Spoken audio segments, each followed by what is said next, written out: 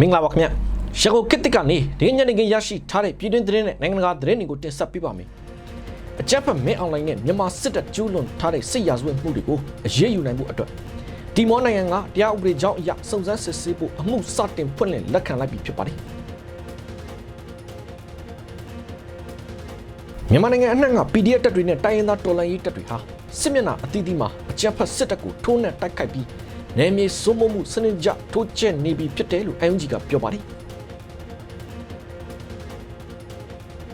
တရုတ်နိုင်ငံရဲ့စစ်ဗိုလ်ချုပ်ကြီးကျန်းယူရှာနဲ့လျိုကျန်းလီတို့ကိုတရုတ်အစိုးရကဖမ်းဆီးစစ်ဆေးမှုဟာတရုတ်စစ်တပ်ကိုပုံမအားကောင်းလာဖို့ဖြစ်တယ်လို့တရုတ်အစိုးရမီဒီယာတွေကပြောလာပြန်တဲ့သတင်းပါဝင်ဒီနေ့ညနေခင်းသတင်းတွေကိုတင်ဆက်ပေးပါမယ်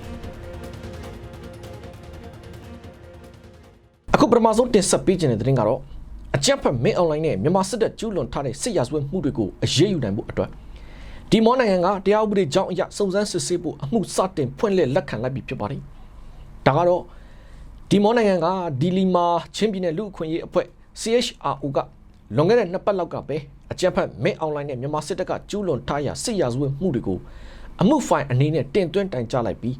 အဲ့ဒီအမှုတွေကိုစုံစမ်းစစ်ဆေးဖို့ဒီမောအစိုးရကလည်းအစိုးရရှေ့နေတူကိုပါခန့်အပ်လိုက်တယ်လို့သိရပါတယ်။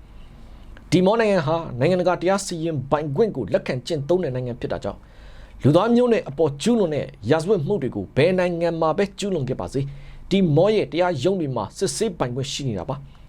ဒါဟာလက်ရှိအာဆီယံအဖွဲ့ဝင်နိုင်ငံဖြစ်တဲ့ဒီမောနိုင်ငံကအာဆီယံအဖွဲ့ဝင်တဲမှာပါတဲ့မြန်မာနိုင်ငံကစစ်ဗိုလ်ချုပ်တွေကိုဥပဒေအရအရေးယူမှုစတင်လှုပ်ဆောင်မဲ့ပထမဦးဆုံးဖြစ်ရပ်တစ်ခုလည်းဖြစ်လာပါတယ်လက်ရှိချင်းလူခွင့်ရေးအဖွဲ့ CHRO ကတင်သွင်းထားရအမှုဖိုင်တွေထဲမှာအကြမ်းဖက်မင်းအွန်လိုင်းခေါင်းဆောင်တဲ့စစ်တပ်ကကိုဝင်ရှိနေတဲ့အမျိုးသမီးတဦးကိုအုပ်စုဖွဲ့မဒိန်ကျင်းမှုတွေလူ10ဦးကိုတပ်ဖြတ်ခဲ့တဲ့အမှုတွေသတင်းစာဆရာတဦးနဲ့အသက်73နှစ်အရွယ်ကလေးငယ်တဦးအပါအဝင်ဘာသာရေးခေါင်းဆောင်တွေကိုပါတပ်ဖြတ်ခဲ့တဲ့ဖြစ်ရပ်တွေဆေးရုံနဲ့ရပ်ဖက်အဆောက်အုံတွေဘာသာရေးအဆောက်အုံတွေကိုလေကြောင်းကနေဘုံကျဲတက်ခတ်ခဲ့တဲ့အမှုတွေအပါအဝင်စစ်ရာဇဝတ်မှုတွေကိုတပ်တဲ့အချက်လက်တွေနဲ့တကွဒီမောနိုင်ငံတရားရုံးကိုအမှုဖိုင်တွေတင်သွင်းထားတယ်ဆိုပါတယ်အဲ့ဒီလိုချင်းလူခွင့်ရေးအဖွဲ့တင်သွင်းထားတဲ့အမှုဖိုင်တွေကိုစားပြုလိုက်ပါဆောင်ရွက်မဲ့တီမောနိုင်ငံရှိနေအဖွဲ့ဟာလည်းတီမောနိုင်ငံအတွက်တရားရေးမှန်နိုင်ကအရေးကြီးဆုံးဖြစ်တာကြောင့်တရားစီရင်စနစ်ရဲ့လွတ်လပ်မှုကိုအပြည့်အဝလေးစားပြီးဥပဒေလုပ်ငန်းစဉ်လမ်းကြောင်းတွေအတိုင်းဒီအမှုတွေကိုဆက်လက်လှုပ်ဆောင်သွားမှာဖြစ်တဲ့အကြောင်းနဲ့ဒါကိုမင်းအွန်လိုင်းတို့မြန်မာစစ်အာဏာရှင်တွေအပါအဝင်ပြည်ပကဝင်ရောက်ဆွတ်ဖက်လာရင်လည်းပြက်ပြက်သားသားပယ်ချသွားမှာဖြစ်တယ်လို့ပြောကြားထားပါတယ်လက်ရှိတီမောနိုင်ငံကအဲ့ဒီလိုချင်းလူခွင့်ရေးအဖွဲ့ရဲ့တိုင်ကြားလာတဲ့အကြမ်းဖက်မင်းအွန်လိုင်းအပါအဝင်မြန်မာစစ်တပ်ရဲ့စစ်ရာဇဝတ်မှုကျူးလွန်ရာအမှုတွေကိုလက်ခံလိုက်တာဟာမြန်မာစစ်တပ်ကကျင်းပခဲ့တဲ့အတူရောင်ရွေးကောက်ပွဲကိုပါအာဆီယံပါဝင်နိုင်ငံကအတိုင်းဝိုင်းကပြင်းပြင်းထန်ထန်ပြစ်တင်ရှုံချနေတဲ့အချိန်နဲ့တိုက်ဆိုင်နေပြီးလက်ရှိမှာလည်းအာဆီယံအဖွဲ့ကမြန်မာစစ်တပ်ကလုပ်တဲ့ရွေးကောက်ပွဲကိုတရားဝင်မှုမပေးဘဲလက်မခံသေးဘူးလို့အာဆီယံဥက္ကဋ္ဌဖိလစ်ပိုင်နိုင်ငံသားရေးဝန်ကြီးကိုတိုင်ကအတီလင်းထုတ်ပြန်ထားပြီးဖြစ်ပါတယ်ခင်ဗျတစ်ဖက်မှာတော့မြန်မာနိုင်ငံအနှံ့က PDF တပ်တွေနဲ့တိုင်းရင်းသားတော်လှန်ရေးတပ်တွေဟာစစ်မျက်နှာအသီးသီးမှာအကြမ်းဖက်စစ်တပ်ကိုတိုက်ခိုက်ထိုးနှက်နေပြီးနယ်မြေစိုးမိုးမှုစနစ်ကျတိုးချဲ့နေပြီဖြစ်တယ်လို့မြို့သားညီညွတ်အစိုးရ IUG ရဲ့ပြောရေးဆိုခွင့်ရှိသူဦးနေဘုံလက်ကပြောပါတယ်ဒါကတော့ဒီကနေ့ပြုလုပ်တဲ့ IUG ရဲ့ပြည်သူလူထုနဲ့နိုင်ငံတကာတို့သတင်းစကားပြောကြားခြင်းအစီအစဉ်မှာပြောဆိုခဲ့တာပါလက်ရှိပြည်သူ့ကာကွယ်ရေးတပ်မတော် PDF တွေနဲ့မဟာမိတ်တိုင်းရင်းသားတော်လှန်ရေးအင်အားစုတွေဟာတနိုင်ငံလုံးကစစ်မျက်နှာအသီးသီးမှာအကြမ်းဖက်စစ်အုပ်စုကိုအောင်မြင်မြင်ထိုးနှက်တိုက်ခိုက်နေပြီးနယ်မြေစိုးမိုးမှုကိုစနစ်တကျတိုးချဲ့နေပြီဖြစ်တဲ့အကြောင်း2025ခုနှစ်ဒီဇင်ဘာလကုန်အထိတနိုင်ငံလုံးမှာမြို့နယ်ပေါင်း38မြို့နယ်ကိုအပြည့်အဝသိမ်းပိုက်ထားနိုင်ခဲ့တယ်လို့နောက်ထပ်မြို့နယ်41မြို့နယ်ကိုလည်းဝိုင်းပတ်ပိတ်ဆို့ထိန်းချုပ်ထားနိုင်ပြီဖြစ်တယ်လို့ဦးနေဘုန်းလက်ကပြောပါတယ်အထူးသဖြင့်ပဲခူးတိုင်းတွင်မှာရှိတဲ့ရန်ကုန်မန္တလေးလမ်းဟောင်းတစ်လျှောက်အောင်မြင်စစ်စင်ရေးအဖြစ်အကြမ်းဖက်စစ်တပ်စခန်းတွေနဲ့ကင်းစခန်း14ခုကိုလည်းတပြိုင်နက်တည်းတိုက်ခိုက်ချေမှုန်းခဲ့တယ်လို့စကိုင်းတိုင်းကတာမြို့သိမ်းတိုက်ပွဲမှာလည်းမြို့ရဲ့ထက်ဝက်ကျော်ကိုစိုးမိုးထားနိုင်ပြီးအကြမ်းဖက်စစ်အုပ်စုရဲ့အုပ်ချုပ်ရေးရန်ရာတွေကိုဖျက်သိမ်းနိုင်ခဲ့တယ်လို့ဆိုပါတယ်လက်ရှိအကြမ်းဖက်စစ်တပ်ကတော့မြေပြင်မှာအကြီးကျယ်ရှုံးနိမ့်နေတာကြောင့်2025ခုနှစ်တနှစ်တာအတွင်းမှာစစ်တပ်ဘက်ကအရာရှိနဲ့တပ်သားစုစုပေါင်း9500ကျော်ပြုံးတီးခဲ့ပြီးအဲ့ဒီရေတွက်ထက်ကဗိုလ်မှူး2ဦးအပါအဝင်စုစုပေါင်းစစ်သား936ဦးဟာပြည်သူရင်ဝင်ခိုလုံခဲ့ကြတာဖြစ်တယ်လို့ဦးနေပုံလက်ကပြောပါတယ်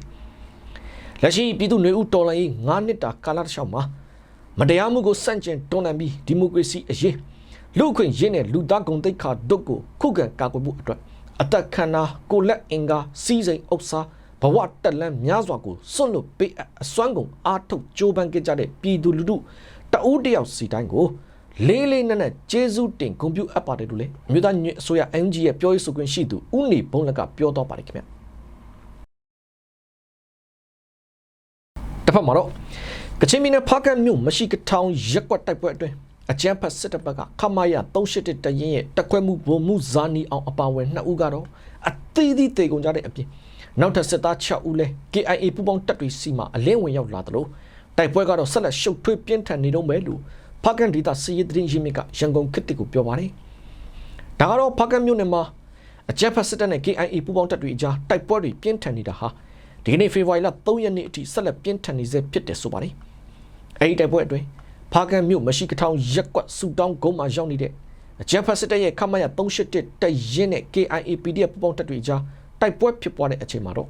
စစ်တပ်ဘက်ကတက်ခွဲမှုဗိုလ်မှုဇာနီအောင်အပါဝင်2ဦးဟာလည်းအသီးသီးတေကုန်ကြပြီဖြစ်တယ်လို့ဖားကန့်သတင်းရင်းမြစ်ကပြောထားပါတယ်။ဒါအပြင်တိုက်ပွဲတွေပြင်းထန်နေတဲ့ကြားတွေကနှစ်ဖက်ရှုပ်ထွေးနေတဲ့အချိန်မှာပဲအဲ့ဒီတိုက်ပွဲတွေကနေစစ်တပ်ဘက်ကတပ်သား6ဦးဟာလည်းဒီကနေ့ဖေဖော်ဝါရီလ3ရက်နေ့မနက်ပိုင်းမှာပဲ KIA ပူးပေါင်းတပ်တွေဘက်ကိုထွက်ပြေးလာပြီးတော့အလင်းဝင်ရောက်လာကြတယ်လို့ဆိုပါတယ်။အဲ့လိုအလင်းဝင်လာတဲ့စစ်တပ်ဘက်ကတပ်သား6ဦးကိုလည်း KIA ပူးပေါင်းတပ်တွေကတိုက်ပွဲဖြစ်နေတဲ့ကြားကတင်ကောင်းကောင်းမွန်မွန်လက်ခံပေးထားပြီးလက်နက်ပါလာတဲ့အတွက်စုငွေလည်းချင်းမြပေးထားသေးတယ်လို့ဖားကန့်သတင်းရင်းမြစ်ကပြောထားပါတယ်။တစ်ဖက်မှာလည်းလက်ရှိဖားကန့်မြို့နယ်မှာတိုက်ပွဲတွေကဆက်လက်ပြင်းထန်နေစေဖြစ်ပြီးအဓိကကတော့အကြမ်းဖက်စစ်တပ်က KIA ပူးပေါင်းတပ်တွေကိုနိုင်တာလည်းမဟုတ်ဘဲနဲ့ခက်တီတီနဲ့တော်လိုင်းရေးတပ်တွေထိန်းချုပ်ထားတဲ့နေမြေတွေကိုတွားပြီးစစ်ကြောင်းထိုးတာတွေလုပ်နေတာကြောင့်တိုက်ပွဲတွေဖြစ်ပွားနေတာဖြစ်တယ်လို့လည်းဖားကန့်သတင်းရင်းမြစ်ကရှင်းပြထားပါတယ်ခင်ဗျာ။တစ်ဖက်မှာတော့တရင်တိုင်းတိုင်းလောင်းလုံးမြို့ပေါ်ကအကြမ်းဖက်စစ်တပ်လက်အောက်ခံထွေအုပ်ရုံးမှာအစည်းအဝေးပြုလုပ်နေတဲ့စစ်သားတွေနဲ့စစ်တပ်စစ်ကြောင်းကိုဒေါ်လာရေးတပ်တွေကတိုက်ခိုက်ရမှာစစ်တပ်ဘက်ကထိခိုက်သေးဆုံးမှုတွေရှိထားပြန်တယ်လို့တမနီလက်ပြတပ်ဖွဲ့နဲ့လောင်းလုံးပကဖရဲ့ပြောဆိုချက်ရသိရပါတယ်။ဒါကတော့ဖေဖော်ဝါရီလ2ရက်နေ့ဖြစ်တဲ့မနေ့ကပဲလောင်းလုံးမြို့ပေါ်ထွေအုပ်ရုံးမှာအစည်းအဝေးပြုလုပ်နေတဲ့အကြမ်းဖက်စစ်တပ်ကိုဒေါ်လာရေးတပ်တွေက40မမဘုံသီး6လုံးနဲ့ပစ်ခတ်ခဲ့ပြီးစစ်တပ်ဘက်ကထိခိုက်မှုအခြေအနေကိုဆက်လက်အတည်ပြုနေတယ်လို့လောင်းလုံးတမနီလက်ပြတပ်ဖွဲ့ရဲ့တာဝန်ရှိသူကပြောထားပါတယ်။အလားတူဇန်နဝါရီလ29ရက်နေ့ကလည်းလောင်းလုံးမြို့ပေါ်ကအကြမ်းဖက်စစ်တပ်စစ်ကြောင်းဟာနှင်းမော်ကျေးရွာဘက်ကိုထွက်လာတဲ့အချိန်ဒေါ်လာရေးတပ်တွေကလမ်းကနေကြားဖြတ်တိုက်ခိုက်ရမှာအဲ့ဒီဖြစ်စဉ်မှာတော့စစ်တပ်ဘက်ကတပ်သား2ဦးတိတ်သွားတဲ့အပြင်နောက်ထပ်2ဦးကဒဏ်ရာတွေရသွားကြတယ်လို့လောင်းလုံးမြို့နယ်ပကဖရဲ့တာဝန်ရှိသူကပြောထားပါတယ်။လက်ရှိလောင်းလုံးမြို့နယ်မှာအကြမ်းဖက်စစ်တပ်ကမြို့ပေါ်လေးတွေကိုသာအဓိကထိန်းချုပ်ထားနိုင်ပြီးကျန်တဲ့မြို့ပြင်တွေကနေမြေအများစုကိုတော်လိုင်းရေးတပ်တွေကသာထိန်းချုပ်ထားသလိုစစ်တပ်က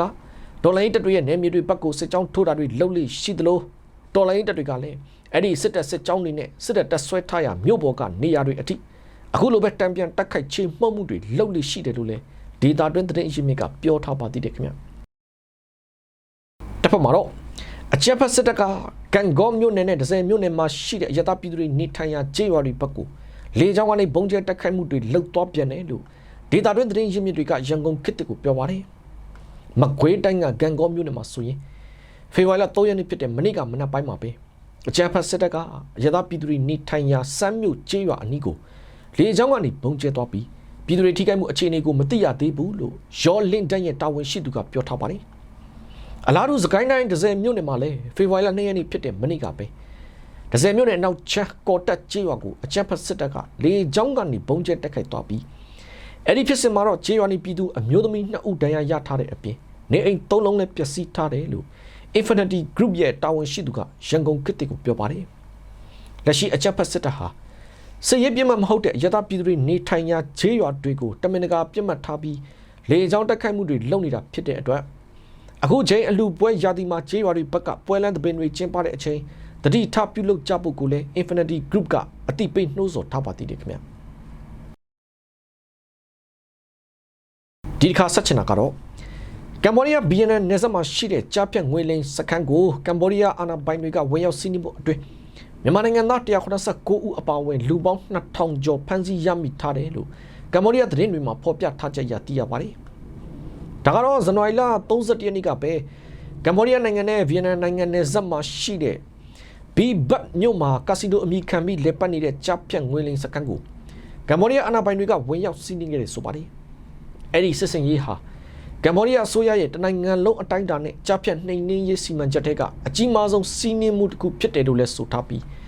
အဲ့ဒီကြားဖြတ်ငွေလိမ်စကန်ကနေမြန်မာနိုင်ငံသား189ဦးအပါအဝင်လူပေါင်း2000ကျော်ဖမ်းဆီးရမိထားတယ်လို့ကမ္ဘောဒီးယားသတင်းတွေမှာဖော်ပြထားပါတယ်။ဒါနဲ့ပတ်သက်ပြီးကမ္ဘောဒီးယားပြည်ထောင်စုဝန်ကြီးဌာနရဲ့ထုတ်ပြန်ချက်အရတော့အဲ့ဒီကြားဖြတ်ငွေလိမ်စကန်ကနေဖမ်းဆီးရမိသူစုစုပေါင်း2044ဦးထဲမှာတရုတ်နိုင်ငံသားက1992ဦး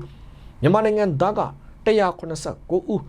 ဗီယက်နမ်နိုင်ငံသားကတော့189ဦးထိုင်ဝမ်နိုင်ငံသား9ဦးအပြင်အခြားသောအရှေ့တောင်အာရှနဲ့တောင်အာရှနိုင်ငံသားတချို့လည်းပါဝင်တယ်လို့ဆိုပါတယ်ကမ္ဘောဒီးယားပြည်ထောင်စုဝန်ကြီးဌာနပြောရေးဆိုခွင့်ရှိသူကတော့ကမ္ဘောဒီးယားဆိုရဟာကြားဖြတ်ရာဇဝတ်ဂိုဏ်းတွေကိုဘတော်မှအလျှော့ပေးမှာမဟုတ်တဲ့အကြောင်းနဲ့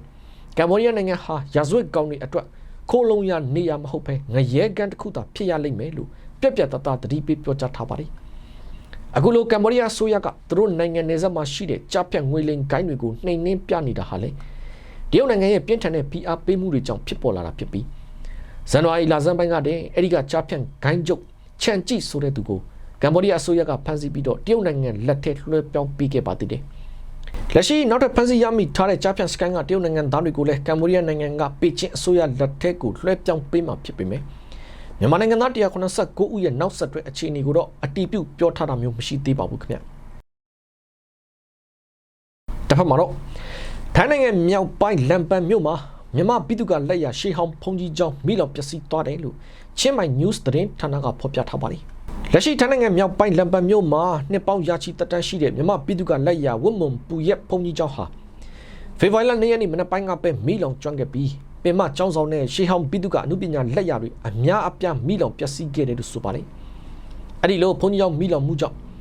လမ်းမခရိုင်မိသက်တပ်ဖွဲ့တွေကမိသက်က10စီးကျော်နဲ့2နာရီနီးပါးကြာအောင်မိငိမ့်တက်ခဲ့ရတယ်လို့လည်းဖော်ပြထားပါတယ်။ဖုန်ကြီးကျောင်းဆောင်အတွင်းအဖို့တန်ပစ္စည်းတွေရှေးဟောင်းပစ္စည်းတွေနဲ့ရှေးဟောင်းပြည်သူကလက်ရတွေအလုံးနီးပါးကတော့ပျက်စီးဆုံးရှုံးခဲ့ပြီး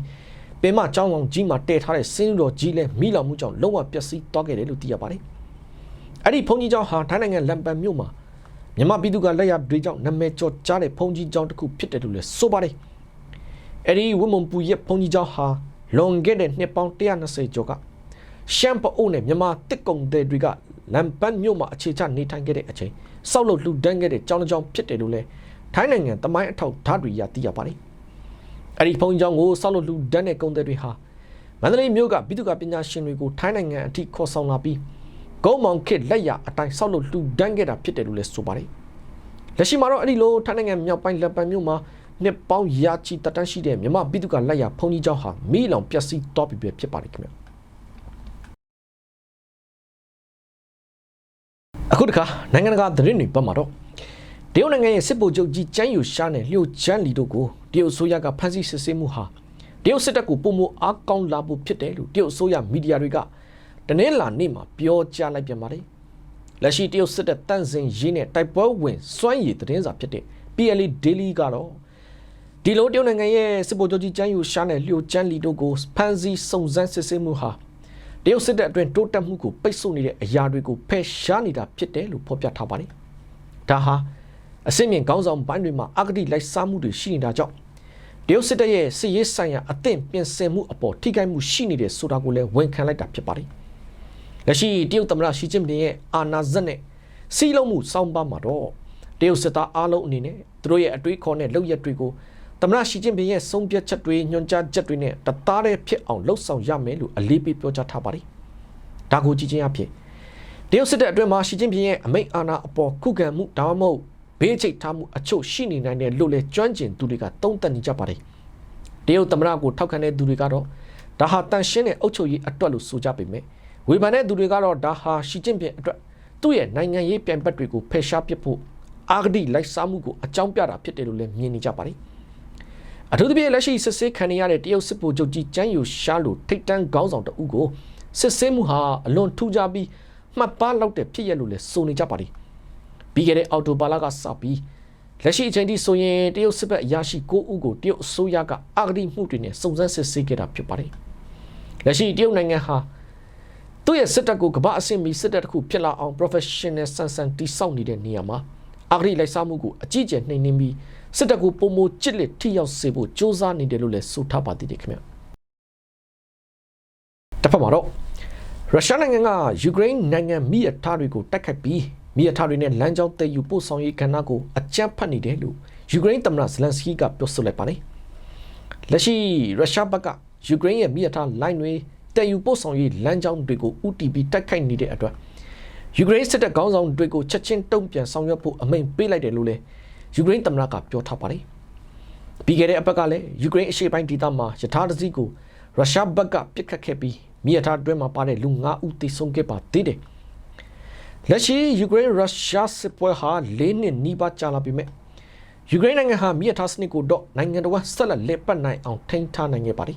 ်ဒါပေမဲ့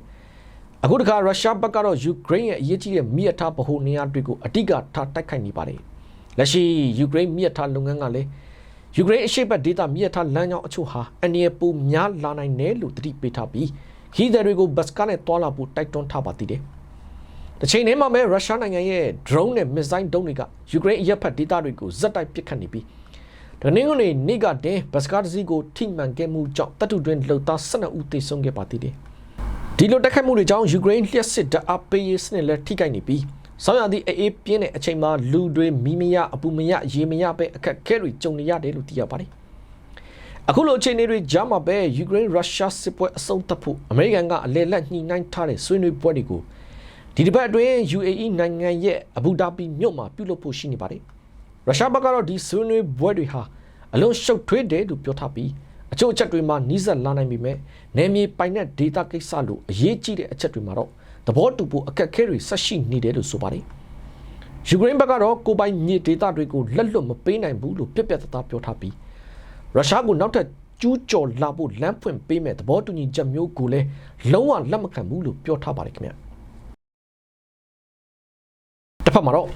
့ဗင်နီဇွဲလားနိုင်ငံသမ္မတမာဒူရိုကိုအမေရိကန်ကဖမ်းဆီးဖယ်ရှားပြီးတဲ့နောက်ဗင်နီဇွဲလားနိုင်ငံကာရိုကတ်စ်မြို့ကိုဇန်နဝါရီလ31ရက်နေ့ကပဲအမေရိကန်အထူးတနမန်လော်ရာဒိုဂူရောက်ရှိလာပြီး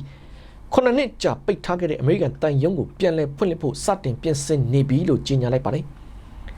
ဒီခရီးစဉ်ဟာဇန်နဝါရီလအစောပိုင်းမှာတင်ဗင်နီဇွဲလားသမ္မတဟောင်းမာဒူရိုကိုဖယ်ရှားပြီးတဲ့နောက်ဗင်နီဇွဲလားနဲ့အမေရိကန်ကြားတရားဝင်တနမန်ဆက်ဆံရေးပြန်လည်စတင်ဖို့ကြိုးပမ်းလာတဲ့အခြေအနေဖြစ်တယ်လို့ဆိုပါတယ်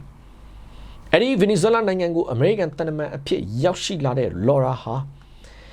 အရင်ကဟွန်ဒူရက်စ်နဲ့နီကာရာဂွာနိုင်ငံဆိုင်ရာအမေရိကန်တပ်မတ်အဖြစ်လဲတာဝန်ထမ်းဆောင်ခဲ့သူဖြစ်ပြီးအခုတော့ဗင်နီဇွဲလားဆိုင်ရာအမေရိကန်အထူးကိုယ်စားလှယ်အဖြစ်ခန့်အပ်ခံထားရတာဖြစ်ပါတယ်။အဲဒီလိုအမေရိကန်တနမန်တွေပြန်လဲရောက်ရှိလာတဲ့အချိန်ဟာဗင်နီဇွဲလားရဲ့ရေနံကဏ္ဍကိုပုဂ္ဂလိကပိုင်ပြုလုပ်ဖို့အမေရိကန်သမ္မတဒေါ်နယ်ထရန့်ကဖိအားပေးနေတဲ့ကာလနဲ့တိုက်ဆိုင်နေပါတယ်။လက်ရှိဗင်နီဇွဲလားနိုင်ငံရဲ့ယာယီသမ္မတရိုဒရီဂွက်စ်ကလည်းနိုင်ငံပိုင်ရေနံလုပ်ငန်းတွေကိုပုဂ္ဂလိကကုမ္ပဏီတွေကပါဝင်ထိန်းချုပ်လုပ်ကိုင်နိုင်မဲ့ဥပဒေကြမ်းကိုပါလက်မှတ်ရေးထိုးပြီးသားဖြစ်ပါတယ်။ထရန့်ကတော့အမေရိကန်ရေနံကုမ္ပဏီကြီးတွေဟာမကြာခင်ဗင်နီဇွဲလားကိုဝင်ရောက်လာတော့မယ်လို့ပြောထားပြီးရေနံတင်ပို့မှုကနေရရှိလာမဲ့အကျိုးမြတ်တွေကိုအမေရိကန်နဲ့ဗင်နီဇွဲလားတို့အတူတကွခွဲဝေယူကြမယ်လို့ဆိုပါတယ်။အမေရိကန်နဲ့ဆက်ဆံရေးပြည်လဲစေဖို့အတွက်ဗင်နီဇွဲလားယာယီသမ္မတရိုဒရီဂွက်စ်ကတော့နိုင်ငံရေးကျင်းသားရာပေါင်းများစွာကိုလွတ်ပေးမဲ့အမိန့်ထုတ်ပြန်ခဲ့ပြီးနာမည်ဆိုးနဲ့ကြော်ကြားတဲ့လှုပ်ဝက်ထောက်လမ်းရေးအကျဉ်းတောင်ကိုပါပိတ်သိမ်းပြီးတော့အဲ့ဒီမှာအားကစားနဲ့ယဉ်ကျေးမှုစင်တာအဖြစ်ပြောင်းလဲမယ်လို့လည်းကြေညာခဲ့ပါတယ်။တစ်ဖက်မှာလည်းဗင်နီဇွဲလားနိုင်ငံဂျာယီဝန်ကြီးကပါအခုရောက်လာတဲ့အမေရိကန်တန်တမန်လော်ရာကိုတရားဝင်ကြိုဆိုခဲ့ပြီးနှစ်နိုင်ငံကြားကွဲလွဲမှုတွေကိုတန်တမန်နီလန်နဲ့ဖြည့်ရှင်းသွားမယ်လို့ပြောပါတယ်။အပြန်လည်အနေနဲ့ဗင်နီဇွဲလားဘက်ကလည်းအမေရိကန်နိုင်ငံကိုကိုယ်စားလှယ်အဖွဲ့ဆေလွတ်ဖို့ပြင်ဆင်နေပြီဖြစ်ပါတယ်။လက်ရှိမှာတော့ဗင်နီဇွဲလားသမ္မတမာဒူရိုကိုအမေရိကန်ကဖယ်ရှားပြီးတဲ့နောက်ဗင်နီဇွဲလားနိုင်ငံဟာအမေရိကန်ရဲ့လွှမ်းမိုးမှုအောက်မှာစီးပွားရေးနဲ့နိုင်ငံရေးအပြောင်းအလဲကြီးတွေကိုတပြိုင်နက်တည်းလှုပ်ဆောင်နေရတဲ့အဆင့်ကိုရောက်ရှိလာတာဖြစ်ပါတယ်ခင်ဗျာ။တစ်ဖက်မှာတော့ကမ္ဘောဒီးယားနယ်စပ်ကကြားဖြတ်ငွေလိမ်ဂိုင်းစခန်းတွေကိုဖော်ထုတ်ဖို့အတွက်ထိုင်းနိုင်ငံအရာရှိတွေကအမေရိကန် FBI အဖွဲ့ကိုပါခေါ်ဆောင်သွားပြီးစစ်ဆေးမှုတွေလုပ်ခဲ့တယ်လို့သိရပါတယ်။ဒါကတော့ထိုင်းနိုင်ငံစစ်ဘက်ဆိုင်ရာထောက်လှမ်းရေးအကြီးအကဲဟာဖေဖော်ဝါရီလ2ရက်နေ့ဖြစ်တဲ့မနေ့ကပဲနိုင်ငံပေါင်း20ကစစ်တမ်းမှုတွေနဲ့အမေရိကန် FBI အရာရှိတွေကိုပါခေါ်ဆောင်ပြီးထိုင်းကမ္ဘောဒီးယားနယ်စပ်တစ်လျှောက်ကတန်တရားဖြစ်ဖွယ်ကြားဖြတ်ငွေလိမ်ဂိုင်းအခြေစိုက်စခန်းတွေကိုတွားရောက်စစ်ဆေးခဲ့ပါတယ်။ဒီစခန်းတွေဟာကမ္ဘာတစ်ဝန်းကပြည်သူတွေကိုပြစ်မှတ်ထားပြီးနယ်စပ်ဖြတ်ကျော်ငွေလိမ်မှုတွေကျူးလွန်နေတဲ့ဆိုတဲ့ခိုင်လုံတဲ့တပ်တွေအထောက်အထားတွေကိုကိုးကားပြီးအခုလိုလှုပ်ဆောင်ခဲ့တာပါ။ ထို ထိုင်းနိုင်ငံကြီးတဲ့ထောက်လန်းရေးဌာနညွှန်ကြားရေးမှူးချုပ်ကတော့အခုခီးစဉ်ဟာတကားဖွင့်မစ်ရှင်ရဲ့အစိပ်ပိုင်းတစ်ခုဖြစ်ပြီးကမ္ဘောဒီးယားနယ်စပ်ဒေသမှာဖြစ်ပွားနေတဲ့နိုင်ငံဖြတ်ကျော်ရာဇဝတ်မှုတွေအကြောင်းနိုင်ငံတကာအတိုင်းအဝိုင်းကိုရှင်းလင်းပြောကြားဖို့ရည်ရွယ်တာဖြစ်တယ်လို့ဆိုပါတယ်ဒီကိုယ်စားလှယ်အဖွဲ့မှာအမေရိကန်မလေးရှားနဲ့ဗီယက်နမ်နိုင်ငံတို့ကကိုယ်စားလှယ်တွေအပြင်စိုက်ဘာရာဇဝတ်မှုနှိမ်နင်းရေးကိုကြီးကြပ်နေတဲ့ထိုင်းရဲတပ်ဖွဲ့အစစ်မြစ်အရာရှိတွေလည်းပါဝင်ပါတယ်အာဏာပိုင်တွေရဲ့အဆိုအရတော့အဲ့ဒီနေရာတွေဟာအကြီးစားငွေလိမ်ဂိုင်းစခန်းတွေအဖြစ်လက်ပတ်နေတာဖြစ်တယ်လို့သိရပါတယ်အဲ့ဒီနေရာတွေမှာရဲစခန်းအတုတွေနဲ့ဗန်အတုတွေကိုပါလူတွေယုံကြည်အောင်လိမ်လည်ဖို့အတွက်ပြုလုပ်ထားတာကိုလည်းစုံစမ်းစစ်ဆေးတဲ့သူတွေကတွေ့ရှိခဲ့ရပါတယ်ရဲရောင်ဆောင်ပြီးလိမ်လည်ဖို့အသုံးပြုတဲ့ဝတ်စုံတွေနဲ့ဂိုင်းဝင်တွေထွက်ပြေးသွားတဲ့အချိန်မှာကြံရဲခဲ့တဲ့ပစ္စည်းတွေကိုလည်းမြင်တွေ့ရပါတယ်လက်ရှိမှာထိုင်းရဲတပ်ဖွဲ့ကအဲ့ဒီမှာရှိတဲ့တပ်တွေအထောက်ထားအားလုံးကိုတင်စီထားပြီးစစ်တပ်ကတော့အဲ့ဒီနယ်မြေကိုဆက်လက်ထိန်းချုပ်ထားသလိုဝင်ရောက်စစ်ဆေးမှုတွေကိုကူညီပေးနေပါတယ်လက်ရှိမှာတော့အဲ့ဒီကကြားဖြတ်ငွေလိမ်လုပ်ငန်းတွေရဲ့နောက်ွယ်မှာပါဝင်ပတ်သက်ဆက်နွယ်တဲ့သူတွေကိုအာဏာပိုင်တွေကဆက်လက်စုံစမ်းနေပြီးထိုင်းဆိုရဟာအဲ့ဒီနယ်စပ်ကကြားဖြတ်လုပ်ငန်းတွေကိုနှိမ်နင်းမှုမှာအမေရိကန် FBI အပါအဝင်နိုင်ငံတကာနဲ့ပူးပေါင်းပြီးဒီလုပ်ငန်းတွေရဲ့အတိုင်းအတာဘလောက်ကြီးမားတယ်ဆိုတာကိုကမ္ဘာကသိအောင်ထုတ်ဖော်ပြသလိုက်တာပဲဖြစ်ပါတယ်ခင်ဗျ